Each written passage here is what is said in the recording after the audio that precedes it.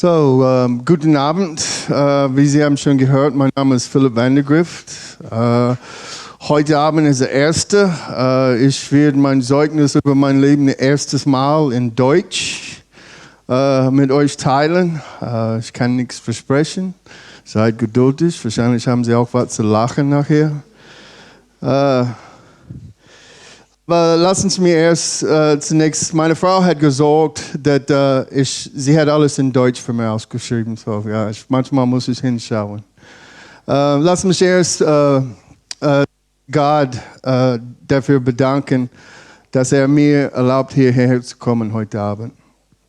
Und zu sprechen und meine Geschichte mit euch zu teilen. Ich halte es für eine Ehre, ein Privileg, hier zu sein mit euch. Als vor fast einem Jahr ich eingeladen war, hier zu sprechen, war ich mich nicht sicher, wozu ich genau Ja gesagt hatte. Ich war mir nicht sicher, ob es war Benjamin oder Matthäus, wer hat mir genau hier eingeladen. Deshalb möchte ich jetzt die Zeit nehmen und bei euch auch bedanken für die Einladung, hier zu sein. Nachdem ich das Telefonat geführt habe, war ich von Nervosität überwältigt. Oder besser gesagt, ich hatte Angst bekommen. Ich dachte mir, wer will meine Geschichte hören? Und überlege mir, was würde ich sagen? Wer möchte schon eine Geschichte hören, die voller Schmerz, Gewalt, Tod und Zerstörung ist? Dachte ich mir. Aber sehen Sie, meine Geschichte ist nicht nur eine Geschichte über Leben, Schmerz, Leben in Schmerz, Gewalt, Tod und Zerstörung. Es ist eine Geschichte über mich, die von Hoffnungslosigkeit, Hass und Dunkelheit zu einem Leben voller Hoffnung, Liebe und Licht übergeht. Eine Geschichte über jemanden, der ohne Freude aus dem Leben in eine Leben voller Freude gebracht wird. Ich weiß und ich bin vom ganzen Herzen dafür überzeugt, dass Gott hat einen Plan für jedes sein Kind. Und ich bin ein Kind Gottes.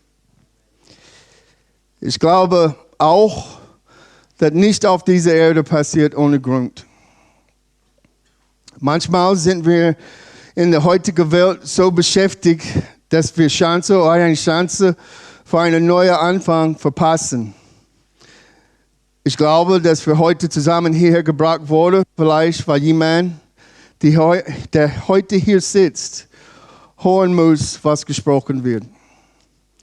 Vielleicht sind Sie auch heute Abend aus verschiedenen Gründen durch die Tür gekommen.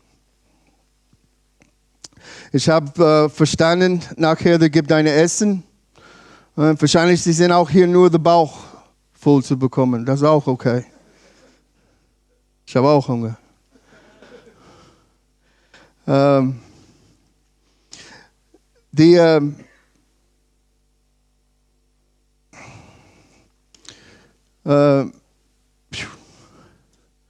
Wahrscheinlich waren Sie gekommen, nur zu gucken, ob dieser alte Mann hier vor dir stehen, mit dieser langen, schönen Bart und dieser komischen Haarschnitt, war echt. Vielleicht sind Sie gekommen und haben gedacht, ich werde Kriegsgeschichten erzählen über das wilde Leben von den Biker, the Rocker singen hier in Deutschland und Europa. Ich weiß nicht, was Ihnen durch den Kopf gegangen ist, Sie heute hierher gebracht hat, aber ich glaube, dass wir aus einem Grund hierher gebracht würden.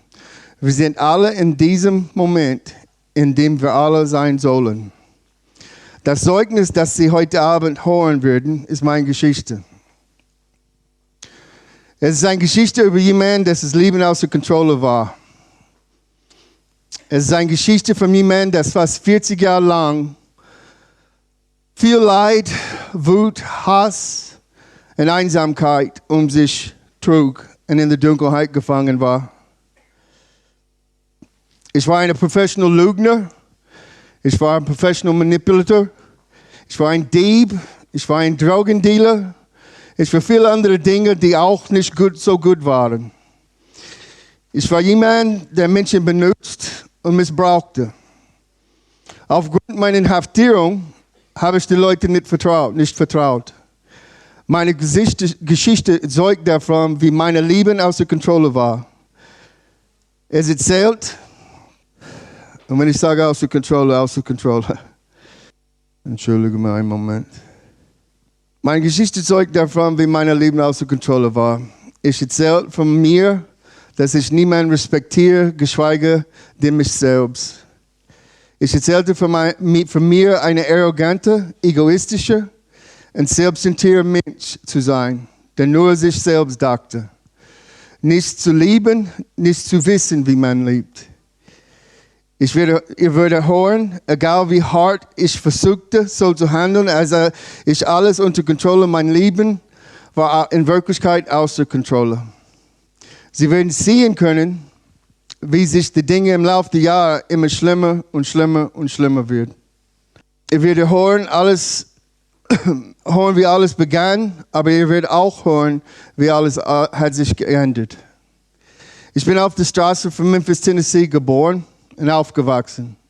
Meine Mutter war eine alleinstehende Mutter, hat 3 Jobs gearbeitet und hat 2 Jungs, mein Bruder und ich. Also wie gesagt, meine Mutter hat 3 Jobs, aber wir hatten immer noch nicht genug Geld zu leben davon. So viel hat meine Mutter. Das, in Effekt, hat meine Brüder und ich oft allein gelassen. Meine Brüder und ich sind völlig verschieden, wie Tag und Nacht. Mein Bruder ist 2 Jahre älter wie ich.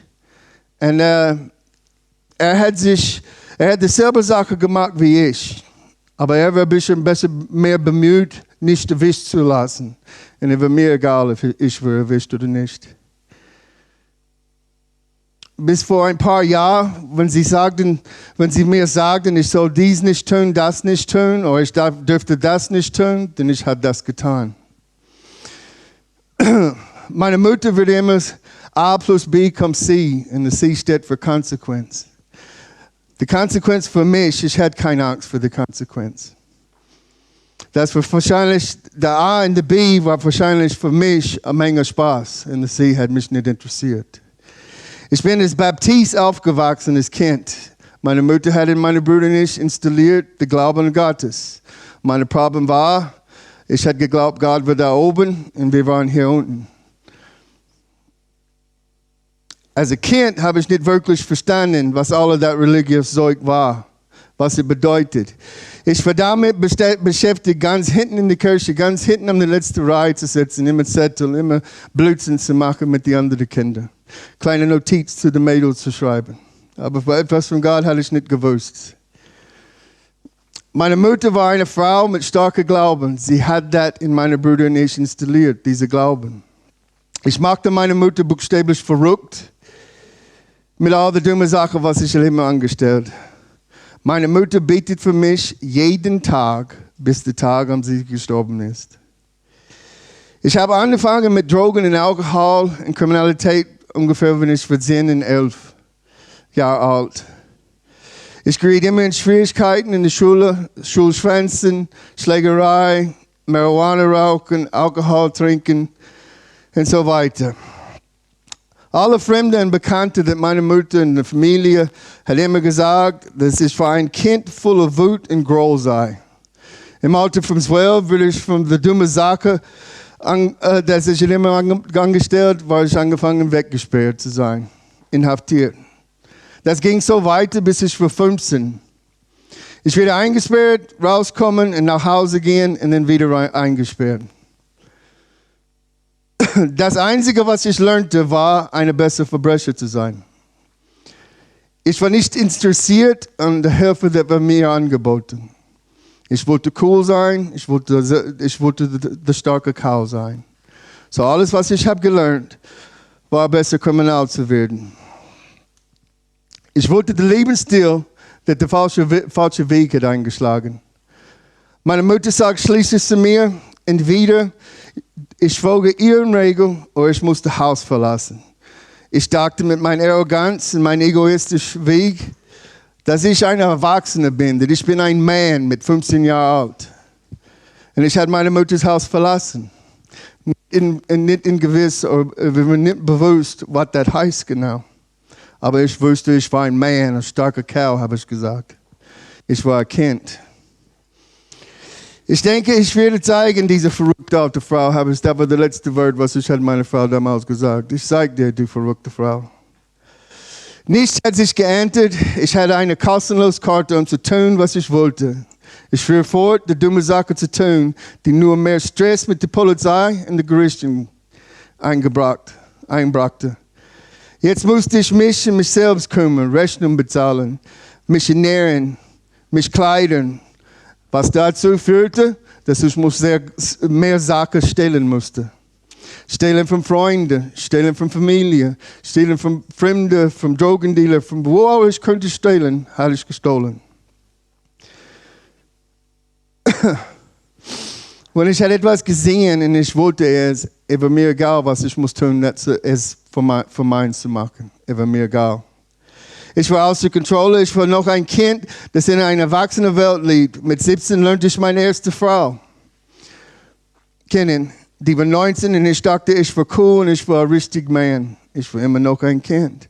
Nach einer kurzen Zeit wir beschlossen zu heiraten. Durch meine Arroganz und Egoismus dachte ich zeige der Welt, wie groß ich bin. Ich bin ein Erwachsener. Ich war so ein Erwachsener, meine Mutter musste unterschreiben, damit ich heiraten konnte.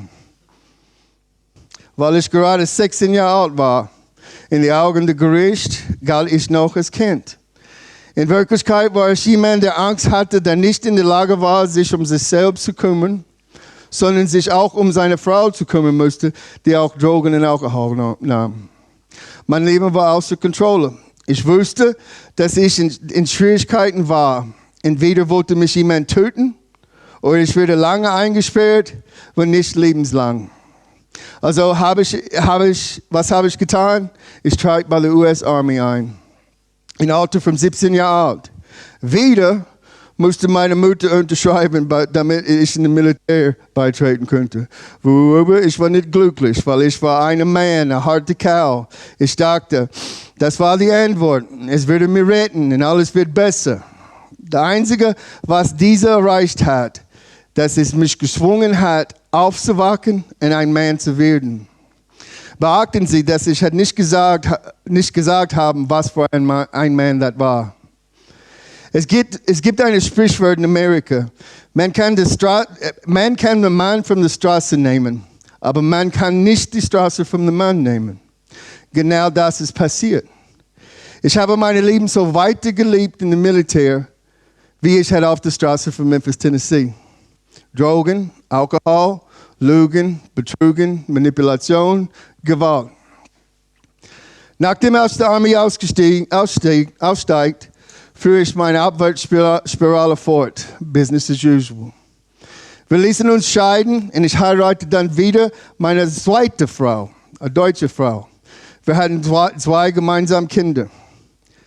Denken Sie daran, als ich vorher gesagt habe, dass nichts im Leben ohne Grund geschieht. Ich habe gesagt, dass wir in der heutigen Welt so beschäftigt sein könnten, dass wir eine Chance für einen Neuanfang verpassen können. Ich war so damit beschäftigt, so zu tun, als ich etwas, was ich nicht war, und gab vor, der harte Kerl immer zu sein, dass ich eine solche Chance völlig verpasst habe. Ich war damit beschäftigt, Dinge hinterher zu jagen, von denen ich dachte, dass sie mich glücklich machen würde. Aber das waren die Dinge, die mich traurig gemacht haben, wütend gemacht haben und Tod in mir innen gemacht haben. Ich war einmal bei einer Veranstaltung und war der total normal verrückte Ich. Trank Whisky, rauchte Marihuana, nahm Tabletten. Alles, was ich könnte an dem Tag finden, habe ich genommen. Das ist eine der Chancen, die habe ich gesprochen von, dass ich spreche von. Das ist der Tag, dass ich hatte Chance, einen neuen Anfang in meinem Leben. Da war ein junger Mann, der war Christ, hat neben mir gesessen. Ich missbrauchte Gottes Namen, ich war am Fluchen und ich war besoffen und total bescheuert benehmen. Ich hatte Gottes Namen und schrie etwas, was wir Blasphemie nennen können. Der junge Christ fragt mich, ob ich Jesus Christus kenne. Das hat mich total verrückt gemacht. Da war Wut in mir aufgestiegen, denn ich hatte alles in meinem Macht. Ich wollte diesen Mann weg von mir. Ich hatte ihn bedroht mit Körperverletzung. Ich hatte alles in meinem Macht. Ich wollte ihn einfach weg.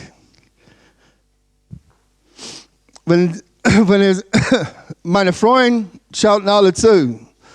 Also musste ich der harte Kerl sein. Ich hatte einen Ruf zu schützen. Was es wirklich war, war, dass Jesus Christus an der Tür meines Herz geklopft hat und bat mich, ihn hineinzulassen. Und ich lehnte ihn weiter ab. Das war der Tag, den ich sage bis heute, dass der junge Mann, ich wünsche, ich könnte zurückgehen in Zeit und diesen Mann nur umarmen und bedanken. Weil das ist der Tag, dass er hatte Samen gepflanzt. Das war der Tag. In den nächsten Jahren bin ich irgendwie einfach mitgeflogen. Habe in meiner Suche weitergemacht, alles getan, was meine Schmerz betäubt. Ich dachte, je mehr Drogen ich konsumieren könnte, mehr Drogen ich nehmen könnte, desto mehr könnte ich rauben und stehlen, desto mehr könnte ich Menschen körperlich und mentalisch, geistlich verletzen. Ich musste mich nicht mit meinen Problemen auseinandersetzen. Ich würde mich beschäftigen, ich würde mich über die Schulter schauen lassen. Ich hatte keine Zeit, um das zu tun, was in mir vor sich ging. Sie sehen, ich habe diesen Lebensstil eines Verbrechers gewählt. Eines Lebensstils des Schmerzens, des Gewalt, der Tod und Zerstörung. Ich kannte die Folgen meines Handelns. A plus B kommt C. C ist Konsequenzen. Ich habe die Narbe an meinem ganzen Körper, um das zu besorgen. In 1994 in meinem Leben etwas, was ich nicht verstand, geschah in meinem Leben in 1994, etwas, das ich nicht verstand. Ich bekam eine Chance, das ist das Zweite. Für einen neuen Anfang stand kurz vor dem Aus. Ich war der Chaos und der Schmerz, müde. Ich konnte nicht mehr. Ich hatte viele Fragen auf einmal über Jesus Christus und ich konnte nicht verstehen, woher kommt das? Wieso habe ich diese Frage über Jesus Christus? Ich habe mittlerweile gelernt, in der sündhaften Zustand, wie wir sind, wir kennen das nicht, das Jesus. Er ist schon wieder an mein Herz klopfen und asking mich hineinzulassen. Also suchte ich eine Baptistkirche in Bitburg hier in Deutschland aus. Ging hin und sprach mit dem Pastor. Kurz darauf gab ich mein Leben zu Jesus Christus. Mein Leben änderte sich. Ich hörte auf, mit allen negativen Dingen zu tun, an denen ich beteiligt war. Ich hörte auf, Drogen, Alkohol zu nehmen. Ich stoppte mein kriminelles Leben. Ich war ein neuer Mann. Ich war es leid, ein sündiges Leben zu führen. Ich kam zu Herrn Jesus und bat darum, im August 1994 gerettet zu werden. Ich stand als Christkind vor der Herr in Flammen. Ich war im Feuer für Gott. In Oktober 1994 erfuhr ich, dass meine Mutter leidet an Krebs. Meine Mutter und ich, wir hatten keine gute Beziehung. Ich hatte meine Mutter durch die Höhle genommen über die Jahre. Ich sage nochmal, meine Mutter hat bis zum Tag, sie gestorben, für mich jeden Tag gebetet. Und ich stehe vor euch heute Abend, Beweis, der Gebet wird gehört. Ich hatte keine gute Beziehung zu meiner Mutter, aber ich liebte meine Mutter abgöttisch. Die hat mir die Basis für richtig und falsch. Die hat mir den Glauben an Gott gegeben. Als Chris Baby, so nenne ich das, machte ich keine Gedanken, sagte ich. Ich sagte, God's got this. Gott wird nicht meine Mutter von mir nehmen. Als ich Christkind, der Christ-Baby, nicht wirklich zu verstehen, ist das Wort über das Vertrauen in den Herr, wie ich wahrscheinlich haben sollte. Ich ging zur Arbeit, kündigte meinen Job, kaufte Flugtickets für meine Frau, meine 2 Kinder und wir waren auf dem Weg nach Amerika. Ich wollte nach Hause gehen und meine Mutter fliegen. Ich hatte bereits einen Job als Verkäufer. Für das Talent, was ich habe gehabt, nutzen, habe ich gedacht. In dem meine Talent werden könnte. Gott hat für uns gesorgt. In den nächsten 6 Monaten verlor meine Mutter in ihrem Kampf gegen den Krebs. Ihr Gesundheitszustand verschlechterte sich rapide. Sie verlor diese Schlacht am 22. März 1995. Ich gab Gott die Schuld. Ich war wütend und ich hatte Hass auf Gott. Er hat meine Mutter von mir genommen und ich war sehr wütend. Und ich wollte das Wut rauslassen, alles, was ich könnte. Ich sagte, Gott, geh aus meinem Leben. Ich will nichts mehr mit dir zu tun. Du hast das mir angetan. Ich wollte nicht mehr mit Gott. Am 22. März 1995 kehrte ich Gott meinen Rücken und kehrte zu Satan zurück, zu dem Teufel zurück. Um ein Soldat für den Teufel zu sein. So habe ich es damals gesagt und so habe ich das gelebt. Ich kehrte sofort zu meinem sündigen Lebensstil, mein Kriminal, mein Drogen, mein Alkohol, mein Stehlen, mein Manipulieren, mein Betrügen.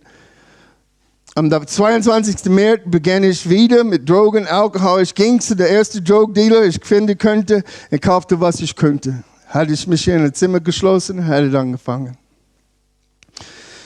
Wut und Hass, ich wollte begraben. Ich wollte nicht mehr spüren. Ich wollte nicht mehr in meiner Nähe haben. So wie habe ich das getan? Mit Drogen, Alkohol, Leid um andere Leute zu führen. Diesmal wollte es aus dem Schmerz heraus noch extrem sein. So bin ich in die Biker-Szene eingetreten. Ich wollte noch eine Stufe höher gehen. In Wahrheit, ich wollte mich selbst umbringen. So sehe ich das heute. Ich hätte alles in meinem Macht getan, so extrem zu sein. Ich wollte, dass jemand bringt mich um. Ich war jetzt entschlossen, auf die nächste Stufe des Extrems zu bringen. Es war, als ich hatte ich mein kriminelles Leben nie verlassen. Ich habe mich direkt angepasst, gab alles auf, was mir auf Herzen lag. Meine Frau, meine Kinder. Ich habe gesagt, verlass mich, geh weg von mir. Also das gab ich auf, für den Biker zu sein. All das habe ich aufgegeben, für den Biker zu sein. Ich trennte von meiner Familie, von alles, was wird mich erinnern an das Schmerz von meiner Mutter. Ich widme mein Leben ganz für die nächsten 22 Jahre dieser Bruderschaft, für die ich dachte, dass sie für mich da ist. Sind sie nicht. Sie sehen, dass Elend liebt es, mit Elend herumzuhängen. Ich kann mich besser fühlen, wenn ich sehe, dass es dir noch schlechter geht, denn ich selbst. Ich habe 3 Kinder. Ich habe kein gutes Verhältnis zu meinen Kindern. Ich habe meine älteste Tochter vor 5 Jahren nicht gesprochen. Ich habe meine jüngste Tochter vor 2,5 Jahren nicht gesprochen. Mein Sohn, wir sind gerade dabei, eine Beziehung wieder aufzubauen. Aber mein Sohn ist auch jetzt in einem Bikerclub. Sie, meine Kinder erlebt, was ich habe die vorgeführt. Wut, Hass. Mein Sohn denkt, er liebt, was ich halt vor ihm gelebt. Er denkt, das ist cool, dieser Lebensstil. Ich denke manchmal, er kennt nicht die Gefahr oder gefährlich, wie gefährlich das ist, was er spielt mit. Aber er liebt nur, was ich habe vor ihm vorgelebt. Er tut nur, was ich habe ihm gezeigt. Ich war kein guter Vater. Ich war nicht für sie da. Ich hatte meine Brüder in der Biker. Musste ich 24 Stunden, 7 Tage die Woche, musste ich in Aufruf sein. Die war Nummer 1. Frauen und Kinder war immer Letzte. Ich habe alles aufgegeben, einen Lebensstil zu lieben, von dem ich dachte, dass er mich glücklich macht. Aber in Wirklichkeit hat es mich getötet und zerstört. In den nächsten 22 Jahren lebte ich ein Leben voller Gewalt, Drogen, Alkohol und Kriminalität. Wieder eingesperrt, wieder raus. Wieder eingesperrt, wieder raus. Ich lernte mich in einer ordentlichen Situation, die man nicht sein oder erleben möchte. Nicht zu der Zeit zu erkennen, dass Gott hat seine Hand über mich hielt und mich beschützt die ganze Zeit. Gott hat einen Plan für jeden von uns. Und Gott hat seine Hand für 22 Jahre mir, egal wie gefährlich und wie schlimm die Situation, Gott war schützen mir. Gott hat einen Plan für mich gehabt. In diese 22 Jahre geriet mein Leben außer Kontrolle. Jedes Jahr wurde es immer schlimmer und schlimmer. Ich wollte, dass jemand tötet mich. Ich war zu feige, es selbst zu tun. Ich hatte das für mich genutzt, weil die Leute hätten gedacht, ich war verrückt. Nein, ich hatte Angst. Ich war allein. Ich war wütend und ich war voll mit Hass. Alles, was ich tat, alles, was ich berührt, nicht Gute würde daraus. Meine Beziehung zu meiner jetzigen Frau, alle meine Beziehungen war vergiftet. Mein Stolz war außer Kontrolle. Mein Ego war so groß, dass wir nicht in diesen Raum passen. Es ging nur um mich. Und es war mir egal, was du hast gesagt oder getan, das versucht zu hindern. Ich musste immer bekommen, was ich wollte, egal wem es wehtat. Ich baute Mauern um mich herum und dachte, dass ich mich dafür schützen würde. Verletzt zu werden oder war Phillip tat Vandergrift, die Taz, bloßstellen zu müssen. Ich war buchstäblich verrückt. Und wenn ich sage das, ich war wirklich verrückt gehen am Ende dieser 22 Jahre.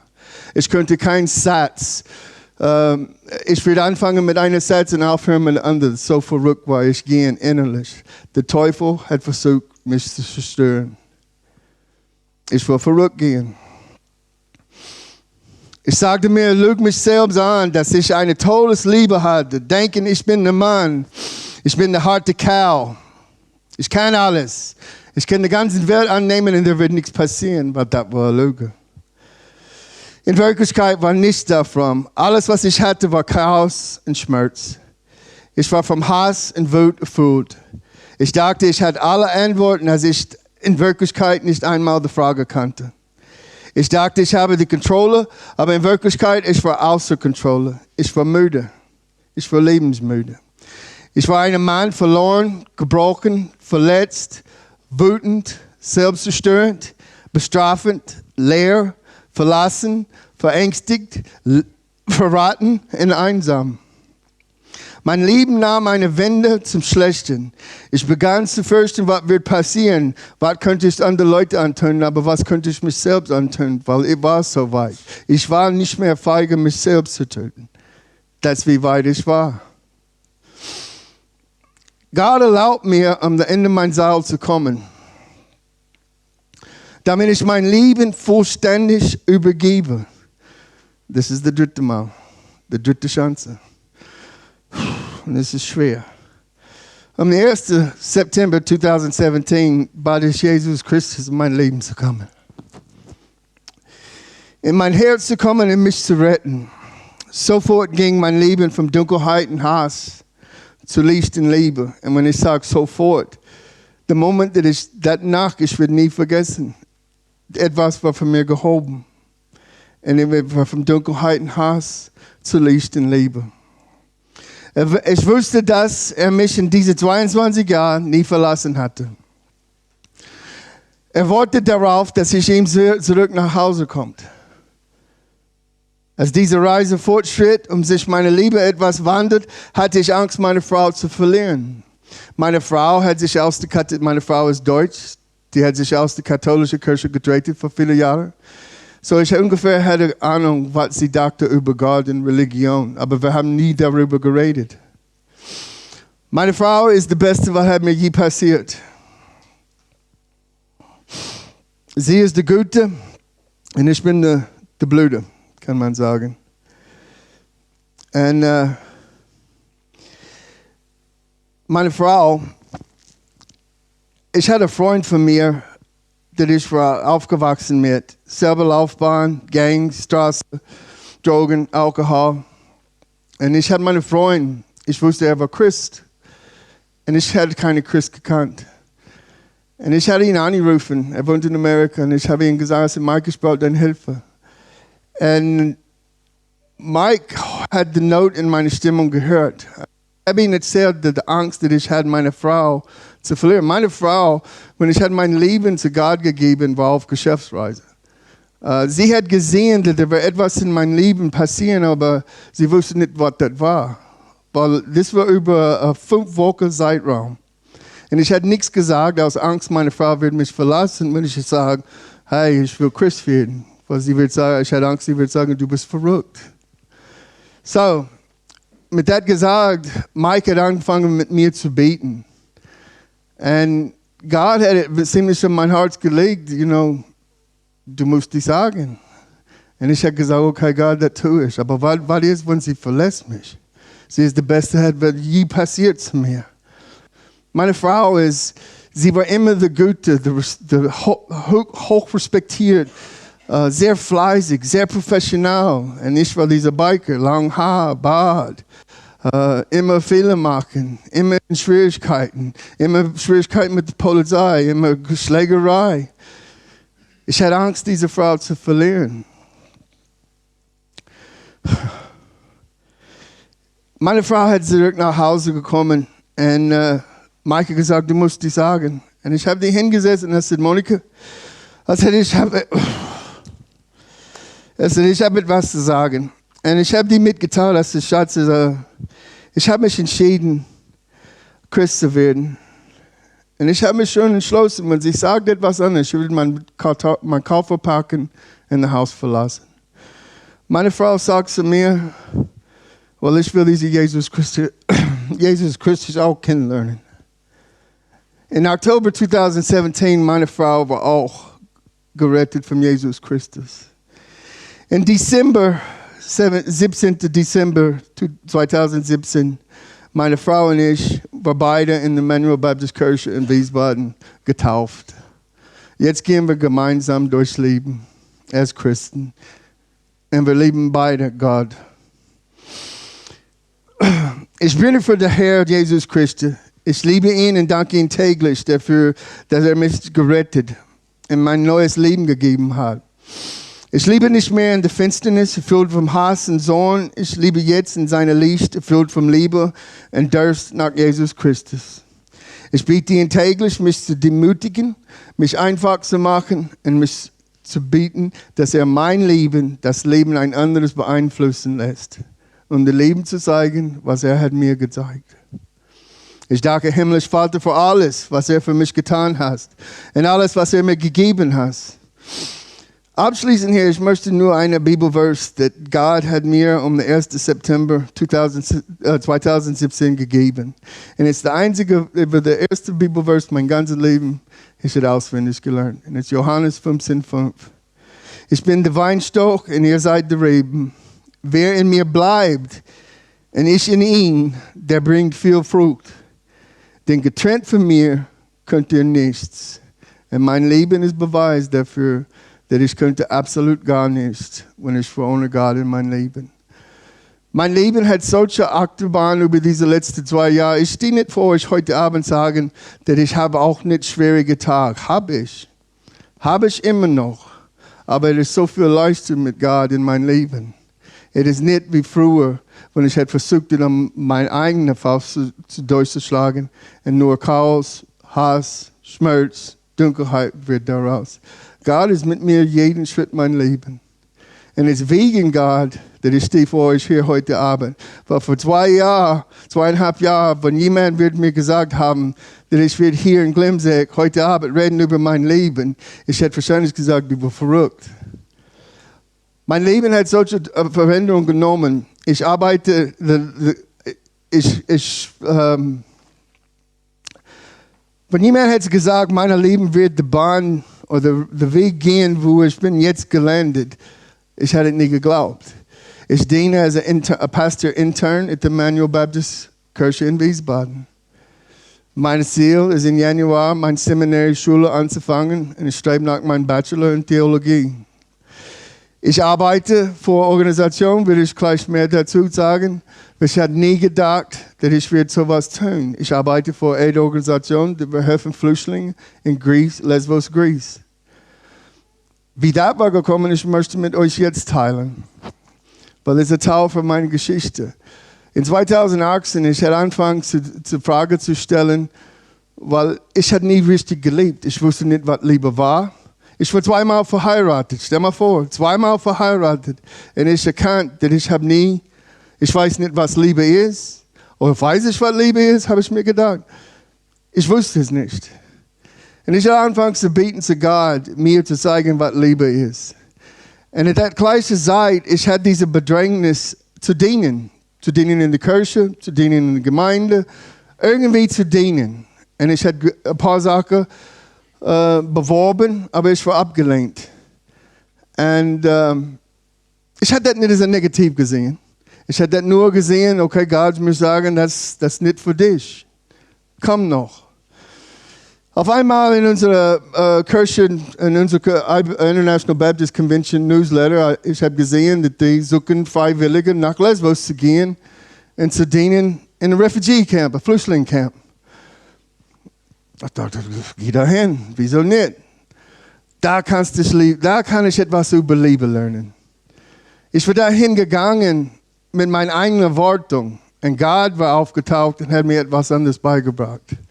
Jetzt diene ich für den Sprecher für diese Aid-Organisation, wo ich darf rausgehen und teilen, was genau wir tun. Aber ich darf auch dahin gehen und dienen und helfen diesen Menschen. In der Liebe Jesus Christus mit dir zu teilen. Non-verbally. Wenn es die Möglichkeit gibt, auch verbal. Aber das ist Gott. Weil vor 3 Jahren oder 2,5 Jahren, wenn jemand hat zu mir gesagt, dass mein Leben, dass ich werde in einem Flüchtlingscamp dienen, oder hier in Glemseck stehen und sprechen, oder ich werde als Pastor, angehender Pastor, ich hätte wahrscheinlich Körperverletzung. Weil das war nicht, was ich wollte hören. Ich war ein starker Kerl. Ich hatte Ruf zu schützen. Das ist meine Geschichte heute Abend. Mehr ist es nicht, es ist über 40 Jahre. Aber die letzten 2 Jahre sind die besten Jahre meines Lebens.